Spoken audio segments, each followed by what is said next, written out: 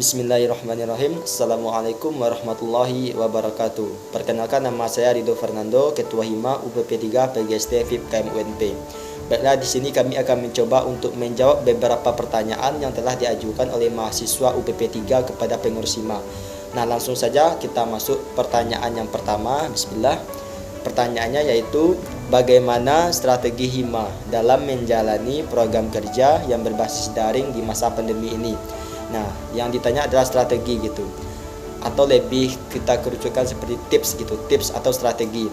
Nah, yang pertama yang kita lakukan secara umum ataupun rata-rata seluruh organisasi ataupun ormawa itu melakukan planning atau rancangan program kerja untuk 1 tahun kepengurusan ke depannya.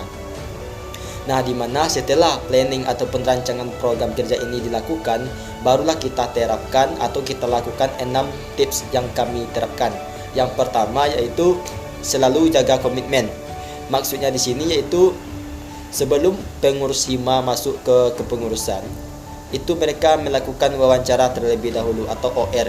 Di mana pada saat wawancara ini mereka itu menetapkan komitmennya gitu, menetapkan komitmennya dalam Hima. Tentu komitmen inilah yang mereka jaga selama 1 tahun kepengurusan gitu, dari awal sampai akhir kepengurusan. Nah, yang kedua, tetap terhubung dan aktif. Maksudnya di sini yaitu kita harus terhubung dalam organisasi itu terus-menerus gitu dan aktif gitu. Tidak boleh putus di tengah jalan gitu. Kebanyakan mahasiswa ataupun pengurus anggota itu mereka banyak yang vakum di tengah jalan gitu, tanpa kabar. Tentu yang kendala-kendala seperti ini yang kita mesti atasi atau hadapi gitu. Dimana kita setelah menjaga komitmen tadi, tentu kita akan terhubung terus dalam organisasi gitu, aktif terus gitu. Baik itu nanti aktif dalam menyampaikan saran, kritikan ataupun masukan nanti sesama kita gitu. Nah, selanjutnya yang ketiga, selalu adakan pertemuan rutin. Nah, di sini tentunya menyesuaikan pertemuannya gitu. Kalau di masa pandemi tentu itu akan lebih dibatasi maksudnya itu kita mungkin tidak bisa langsung tatap muka gitu. Otomatis kita menggunakan platform lain sebagai wadah untuk kita melakukan pertemuan gitu. Contohnya Zoom, Google Meet ataupun via WhatsApp gitu. Nah, tentu pertemuan ini kita harus adakan gitu supaya nanti komunikasi ataupun silaturahmi kita tetap terjalin terus-menerus gitu, tidak terputus di tengah jalan. Baik nanti kita adakan misalnya sekali seminggu gitu ataupun 2 kali sebulan, terserah gitu. Intinya kita harus mengadakan pertemuan rutin gitu. Yang keempat yaitu selalu menjaga atau menjalin komunikasi serta silaturahmi sesama pengurus gitu. Nah, ini juga yang paling penting gitu. Sebaik apapun organisasi, tapi komunikasi serta silaturahmi mereka tidak terjaga, otomatis mereka akan terjadi miskomunikasi, jadi kekacauan gitu. Tentu kita harus menjalin komunikasi yang baik gitu. Contohnya saja, jika di saat kita melakukan program kerja, kita dibagi menjadi beberapa divisi. Nah, divisi-divisi inilah nanti yang melakukan kerjasama gitu, saling melakukan komunikasi satu sama lain, saling melakukan konfirmasi gitu, supaya nanti tidak terjadi miskomunikasi di saat berjalannya acara ataupun kegiatan gitu. Selanjutnya yang kelima yaitu saling mengingatkan satu sama lain. Nah, ini juga tidak kalah penting, itu saling mengingatkan gitu. Ini juga termasuk bagian sub kecil dari komunikasi tadi gitu. Kita sebagai sesama anggota itu harus selalu mengingatkan gitu. Misalnya ada program kerja ataupun ada amanah yang belum dituntaskan oleh seseorang gitu. Kita sebagai yang tahu itu harus mengingatkan yang seseorang tersebut gitu, supaya mereka ingat lagi amanahnya gitu, supaya segera dituntaskan gitu. Selanjutnya yang keenam yaitu melakukan inovasi program kerja di saat pandemi. Nah, ini kuncinya. Kita harus melakukan inovasi program kerja gitu. Tidak bisa kita lakukan ataupun tidak bisa kita jadikan program kerja yang kita jalankan di saat ataupun di sebelum pandemi, kita jalankan di saat pandemi itu tidak akan bisa terjalankan dengan baik gitu. Tentu kita harus melakukan inovasi ataupun gebrakan program-program kerja baru gitu yang kita sesuaikan dengan situasi sekarang ini, itu di masa pandemi gitu.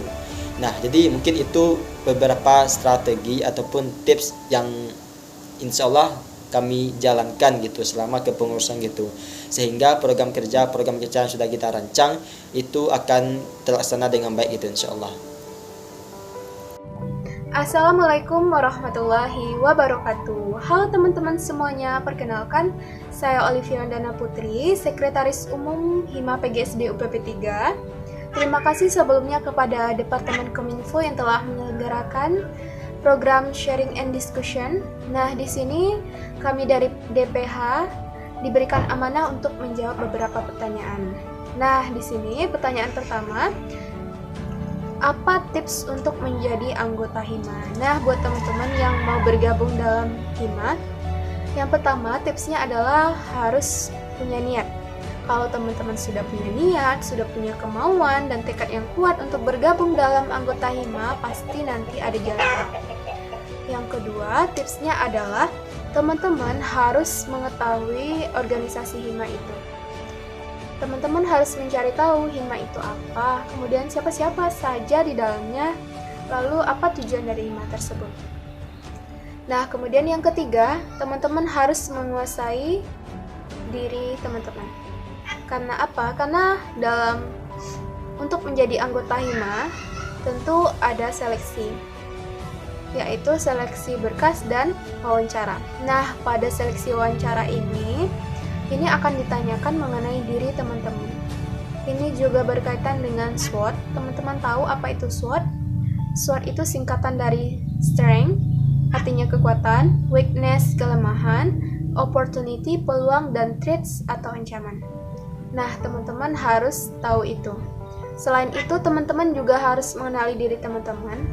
Apakah teman-teman itu tipe orang yang memberikan ide, atau tipe orang yang langsung bekerja atau go eksekusi gitu. Nah, teman-teman, intinya sebelum wawancara teman-teman harus persiapkan diri terlebih dahulu. Nah, tips yang terakhir itu adalah teman-teman harus menunjukkan kualitas diri. Karena apa? Dengan menunjukkan kualitas diri, di sini teman-teman perlihatkan bahwa teman-teman itu bisa, mampu, dan pantas untuk menjadi anggota Hima. Caranya bagaimana? Teman-teman, yang pertama adalah pada saat pengumpulan berkas, teman-teman harus mengumpulkan berkas sesuai dengan instruksi yang ada. Karena ini merupakan bentuk dari kesan pertama untuk menjadi anggota Hima. Nah, yang kedua adalah teman-teman itu harus tepat waktu.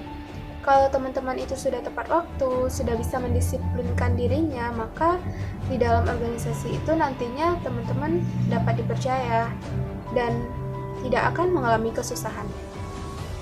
Kemudian yang ketiga itu adalah teman-teman bisa menjaga attitude. Nah, attitude ini yang paling penting, yang memperlihatkan diri kita itu. Menjaga attitude itu bukan hanya sekedar bertatap muka pada saat bertatap muka, tapi menjaga attitude juga pada saat bersosial media. Assalamualaikum warahmatullahi wabarakatuh.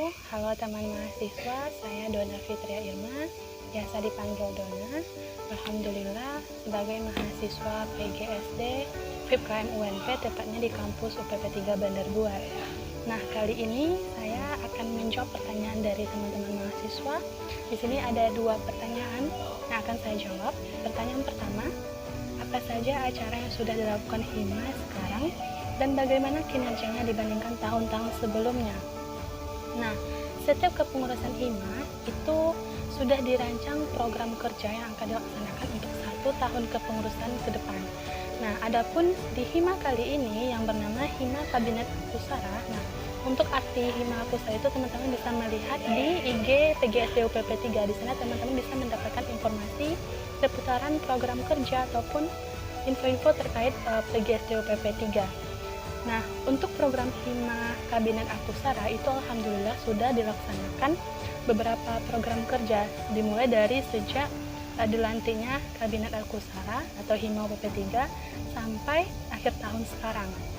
Nah, adapun program kerja yang sudah dilaksanakan atau acara yang sudah diangkatkan, yang pertama itu ada namanya Simba 2021.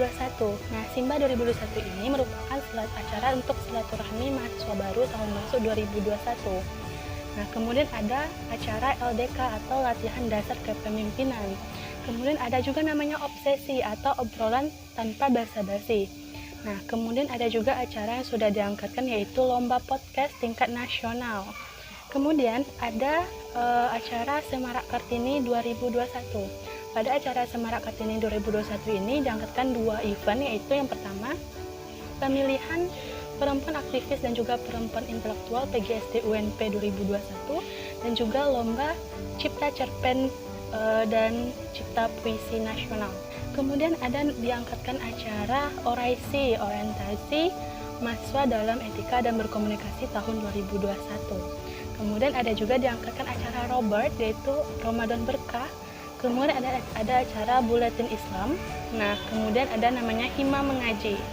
Kemudian selain itu juga ada diangkatkan program kerja, ada namanya Hima Official, ada aspirasi mahasiswa, ada sharing dan discussion atau sadis, kemudian ada brainstorming day, kemudian ada pojok mahasiswa. Nah, untuk kali ini pertanyaan yang saya jawab ini itu terangkum dalam acara atau program kerja Hima, yaitu adanya sharing dan discussion atau sadis. Nah, jadi teman-teman bisa melihat bukti nyata dari adanya acara tersebut bisa teman-teman lihat di IG PGSD UPP3. Nah, di sana ada mulai dari pamfletnya, kemudian juga dokumentasinya juga ada tertera di IG PGSD UPP3. Silahkan di follow bagi yang belum follow dan juga bisa dilihat program-program kerja lainnya yang sudah dilaksanakan baik dari Hima sebelumnya maupun Hima sekarang. Nah, lalu yang kedua, pertanyaan kedua, bagaimana kinerjanya dibandingkan tahun-tahun sebelumnya? Nah, untuk yang perlu teman-teman mahasiswa ketahui, program Hima baik dari sebelumnya maupun yang sekarang itu sama-sama dan berusaha untuk dijalankan secara sebaik-baiknya. Nah, pun tidak luput dari kesalahan ataupun ketidakmaksimalan, tapi bagi pengurus Hima itu berusaha semaksimal mungkin bagaimana program kerja yang sudah dirancang, yang sudah di-ACC oleh pembimbing atau pembina Hima, itu dilaksanakan dengan maksimal, secara maksimal. Walaupun ada beberapa program kerja yang belum terlaksana, tapi itu di luar ketidakinginan dari pengurus Hima itu sendiri. Jadi visi Hima dari tahun sebelumnya sampai tahun sekarang itu berusaha menjalankan program kerja dengan sebaik mungkin, dengan semaksimal mungkin. Karena Hima dibentuk untuk menjadi wadah bagi mahasiswa untuk menyalurkan minat bakatnya. Jadi kami dari pengurus Hima itu mewadahi teman-teman mahasiswa untuk memberikan pendapatnya, memberikan masukannya. Nah, dengan adanya discussion sharing ini, maka sudah tertampung pertanyaan-pertanyaan yang bagus sekali yang sebisa mungkin bisa dijawab oleh pengurus Hima itu sendiri. Jadi kalau ditanya bagaimana kinerjanya dibandingkan tahun-tahun sebelumnya, itu teman-temanlah yang menilai sendiri bagaimana program kerja Hima sebelumnya dan sampai sekarang. Jadi kami sebisa mungkin untuk melaksanakan program kerja dengan sebaik-baiknya, dengan semaksimal mungkin. Nah, seperti itu. Dan alhamdulillah, jika ditotalkan semua program kerja Hima Hakusara, itu ada 26 program kerja dan alhamdulillah terlaksana sebanyak 15 program kerja. Di luar itu, mungkin ada terkendala, baik dari jarak maupun waktu, bahkan kita juga masih dalam maraknya pandemi COVID-19 dan harapannya untuk Hima selanjutnya itu bisa dilaksanakan program kerja yang jauh lebih baik, menarik, dan bisa mengasah kemampuan mahasiswa PGSD UPP3. Oke, nah itu untuk pertanyaan yang pertama. Lalu pertanyaan yang kedua, pertanyaannya itu kenapa aturan asrama tidak mengarahkan ke pendidikan? Kenapa lebih ke arah bebas? Wow, ini pertanyaannya sangat menarik ya teman-teman mahasiswa. Nah, untuk menjawab pertanyaan ini, saya teringat satu pepatah yang mengatakan bahwa di mana bumi dipijak, disitulah langit dijunjung. Artinya, di setiap tempat dimanapun kita berada, maka sudah ada norma atau aturan yang mengikat, yang harus kita taati. Nah, begitu juga di asrama UPP3, PGSD, FIP, KM, UNP. adanya aturan yang harus yang ditaati oleh mahasiswa bagi mahasiswa PGSD yang tinggal di asrama tersebut. Nah, asrama sependek pengetahuan saya itu tidak ada yang mengarahkan ke arah pergaulan bebas. Nah, sebenarnya yang perlu kita garis bawahi di sini yaitu peraturan yang arah bebas di sini yang bagaimana. Nah, jadi perlu kita teli dulu peraturan yang bagaimana yang mengarah kebebasan itu. Sependek pengetahuan saya di kampus di asrama PGSD UPP 3 itu peraturan sudah dibuat untuk bagaimana mendisiplinkan mahasiswa.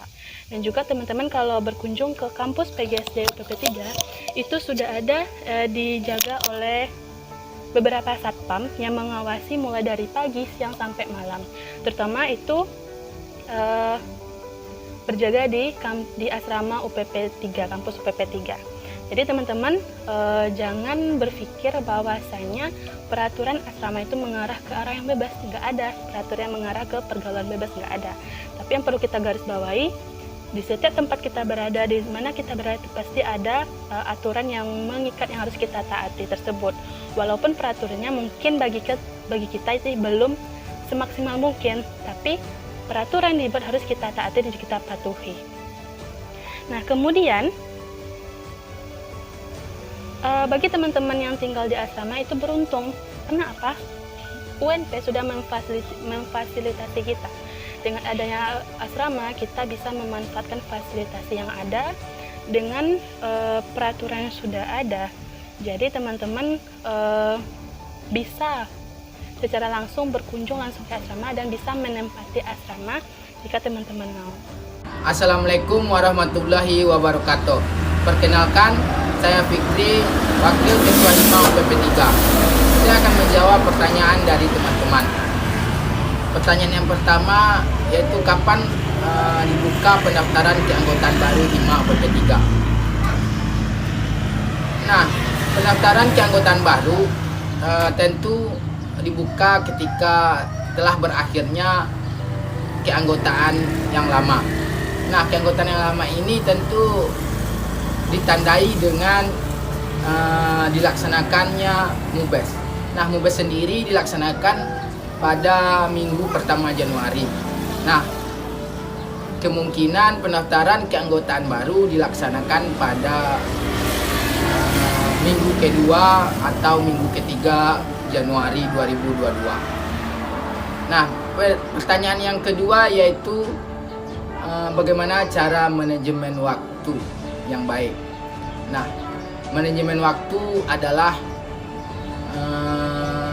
sebuah cara atau strategi taktik bagaimana untuk menghabiskan waktu. Manajemen waktu ini tentu penting dalam pelaksanaan di saat kuliah dan organisasi. Manajemen waktu membagi bagaimana kita membagi waktu itu sendiri. Nah, menurut Haynes ada 3 metode cara membagi manajemen waktu yang dikenal dengan metode ABC. Yang pertama itu dikenal dengan mana yang paling prioritas yang harus mendesak dilakukan. Yang kedua, pada tingkatan yang kedua ada yang harus dilaksanakan tetapi tidak mendesak. Nah, yang ketiga, pada tingkatan yang ketiga mana yang lebih disukai pekerjaannya tetapi tidak mendesak, bahkan bisa ditunda terlebih dahulu. Nah, prinsip dari itu semua, metode dari itu semua, pandangan saya pribadi yang paling penting dalam manajemen waktu adalah jangan tidur setelah subuh, bahkan jangan apalagi ketiduran. Ketika sudah kita manajemen, kita sudah atur bagaimana menghabiskan waktu ini. Nah, ketika subuh kita tidur, itu semuanya akan hancur berantakan. Itu pendapat saya pribadi. Yang pertama, jangan tidur setelah sholat subuh. Yang kedua, mencintai kedisiplinan. Manajemen waktu itu semua akan nol hasilnya ketika disiplin tidak melekat pada diri. Jadi cintai kedisiplinan itu dan tanamkan dalam diri. Nah, pertanyaan yang ketiga, bagaimana cara menjaga kesehatan? Ini sangat mudah dengan cara menjaga pola makan, menjaga waktu tidur, dan juga jangan lupa berolahraga. Baik, kita lanjut ke pertanyaan berikutnya, yaitu pertanyaannya, kesulitan apa saja yang dirasakan oleh Hima selama perjalanan kerjanya dan bagaimana cara Hima bisa mengatasi kesulitan tersebut. Nah, jadi di sini tentu masing-masing organisasi ataupun ormawa itu memiliki kesulitan ataupun tantangan tersendiri dalam menjalankan program kerjanya gitu. Rata-rata kesulitan yang dialami oleh masing-masing ormawa, baik itu di UNP ataupun di luar UNP, itu pasti mengalami kesulitan yang sama gitu, yaitu menyesuaikan program kerja berbasis daring gitu, dimana yang sebelumnya itu tatap muka sekarang menjadi daring gitu. Itu salah satu kesulitan yang umum yang masing-masing dirasakan oleh seluruh ormawa gitu. Nah, selanjutnya mungkin kesulitan yang dialami itu adalah dalam meningkatkan kedisiplinan. Mungkin ini termasuk internal gitu, masalah internal organisasi, yaitu meningkatkan kedisiplinan masing-masing pengurus gitu. Dimana contohnya saja dalam rapat itu yang hadir itu cuman hanya sedikit gitu, dan juga itu pun banyak yang terlambat gitu, banyak yang telat molor waktunya. Nah, cara mengatasinya yaitu dengan itu tadi gitu, kita meningkatkan komunikasi gitu, saling mengingatkan.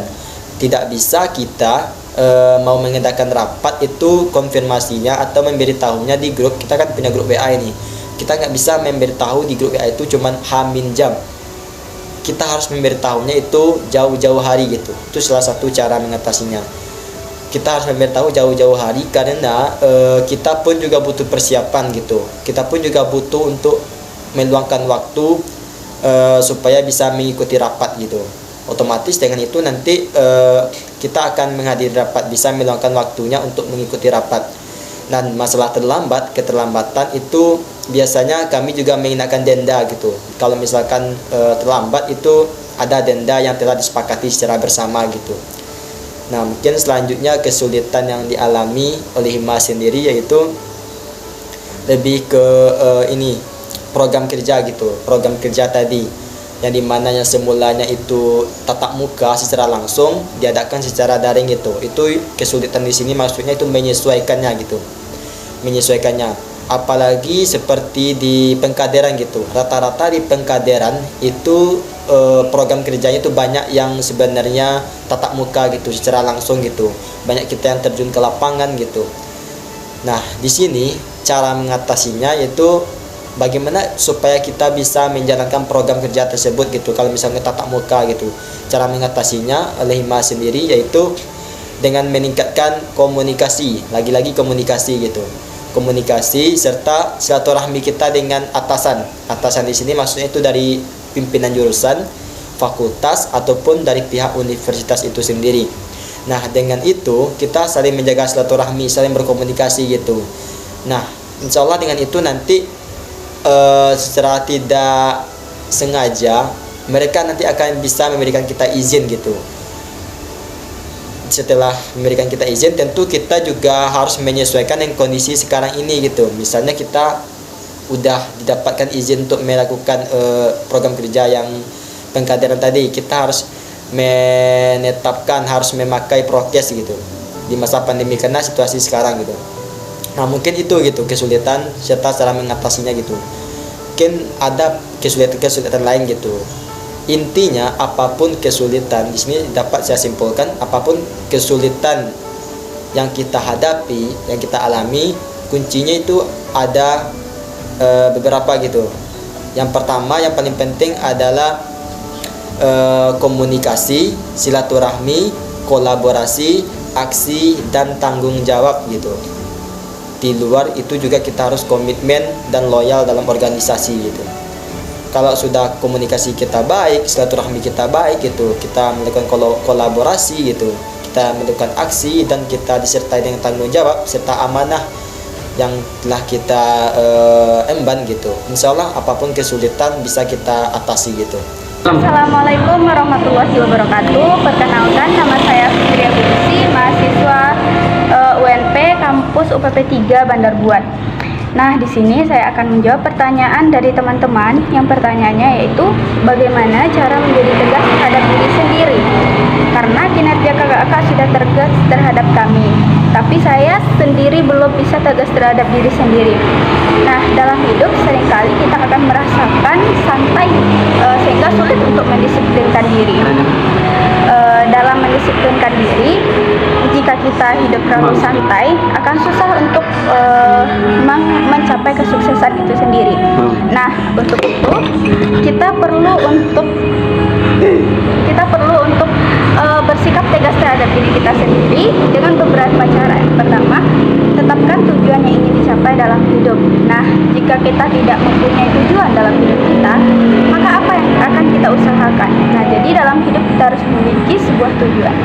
Yang kedua, biasakan untuk fokus dan gak mudah terpengaruh. Nah, di sini hal pentingnya yaitu bertemanlah dengan orang-orang yang baik atau sefrekuensi dengan kita, dan jangan mudah terpengaruh dengan sikap-sikap yang tidak baik. Yang ketiga, berikan reward pada diri saat satu tujuan bisa dicapai. Tidak ada salahnya memberikan reward terhadap diri sendiri. Jika sesuatu yang telah kita capai, maka berikanlah reward terhadap diri sendiri. Yang keempat, tanamkan kepercayaan bahwa kamu bisa melakukan banyak hal. Yang kelima, ketika kegagalan menghampiri, segera bangkit kembali. Nah, ini yang susah untuk diterapkan dalam kehidupan. Jika kita gagal itu merupakan suatu pelajaran yang sangat berharga bagi kita. Jika kita gagal, maka terus bangkit untuk melakukan hal-hal yang baik sehingga apa yang kita capai, apa tujuan dalam hidup kita itu akan segera tercapai. Selanjutnya yaitu apa perubahan yang dilakukan Hima terhadap pembentukan kekeluargaan selain menggunakan cara yang sudah turun-temurun. Nah, teman-teman, perlu kita ketahui bahwa perubahan dalam organisasi itu adalah suatu tindakan beralih dari kondisi pada saat sekarang ini atau yang berlalu ke kondisi yang akan datang. Tujuannya untuk apa? Untuk meningkatkan efektivitas atau kinerja dalam sebuah organisasi tersebut. Nah, teman-teman, mengenai perubahan ini ada beberapa hal yang perlu dilakukan, terutama dalam pembentukan kekeluargaan dalam sebuah organisasi. Yang pertama yaitu komunikasi. Nah, teman-teman, komunikasi ini menjadi pilar yang sangat penting dalam membangun kekeluargaan dalam sebuah organisasi. Nah, akan sulit ketika teman-teman tidak bisa melakukan komunikasi dengan bagus untuk meningkatkan efektivitas kerja. Karena dengan komunikasi yang baik, maka sesama rekan Hima, baik itu di dalam kepengurusan, akan melihat rencana yang akan berupa perubahan sebagai suatu realita untuk melihat hal ke depannya. Nah, selain itu, yang kedua adalah partisipasi. Nah, di dalam Hima tersebut, kita semua pengurus Hima melibatkan staf Hima, semua anggota Hima itu dilibatkan dalam setiap pelaksanaan program kerja. Karena dengan melibatkan semua rekan kerja Hima, maka di sana akan membentuk suatu kekompakan dan juga kekeluargaan. Kemudian yang ketiga itu adalah motivasi. Nah, di sini perlu memotivasi dengan cara mendukung dan meningkatkan semangat rekan-rekan Hima untuk terus melanjutkan momentum perjalanan demi mewujudkan organisasi Hima yang maju. Nah, selanjutnya yang terakhir yaitu memberikan penghargaan atau reward. Nah, tentu sekecil apapun itu usaha yang dilakukan oleh masing-masing departemen harus kita berikan penghargaan. Jadi, kita harus memberikan penghargaan kepada departemen setelah melaksanakan program kerja yang dilakukan atau yang diprogramkan, karena dengan hal tersebut akan timbul rasa saling menghargai, kemudian kepercayaan dan solidaritas sesama pengurus hima. Mungkin itu yang bisa saya sampaikan. Jika ada kesalahan kata, saya mohon maaf. Saya akhiri dengan Assalamualaikum warahmatullahi wabarakatuh. Mungkin itu dari saya. Saya akhiri billahi fisabilil haq wastabiqul khairat. Assalamualaikum warahmatullahi wabarakatuh. Nah teman-teman, mungkin itu jawaban yang bisa saya berikan. Terima kasih saya ucapkan kepada Departemen Kominfo. Assalamualaikum warahmatullahi wabarakatuh. Terima kasih. Wassalamualaikum warahmatullahi wabarakatuh. Nah, itu dari saya. Maaf jika ada salah-salah kata atau dalam salah penyampaian, saya mohon maaf. Assalamualaikum warahmatullahi wabarakatuh.